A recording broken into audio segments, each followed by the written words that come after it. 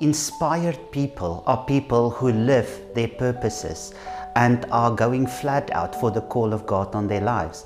But we are seeing that the Bible says things like, you cannot please God without faith, and we need to act in faith. And this morning, this is exactly what I want to encourage each one of us.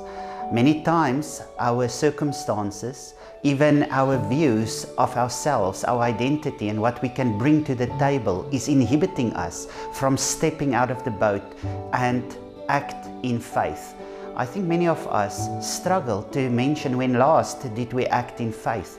It's not that we don't have faith in God. We know He is there. We believe He's there. We believe He's our Savior. But to walk out in faith through obedience is something completely different. Years ago, a friend of ours who had a son that was mentally disabled, she shared this very beautiful story of Paderewski, the great pianist of old.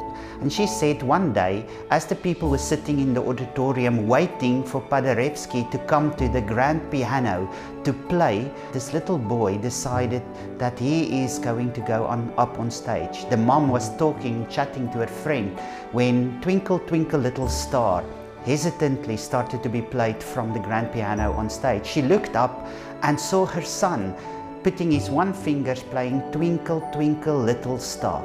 At the very same moment, Paderewski walked onto the stage, and he walked over so that the child would not get frightened, put his arms around him and said to him, just keep on playing. And he started to play alongside this child, adding notes, and made Twinkle Twinkle Little Star an absolute masterpiece.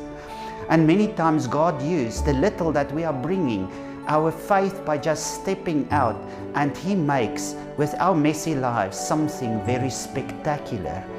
So it reminds me of the little boy with the 2 fish and the 5 loaves of bread. And he looked at the big crowd and he sort of realized nobody will be fed by all of this little food, but in the hands of Jesus, everything changes.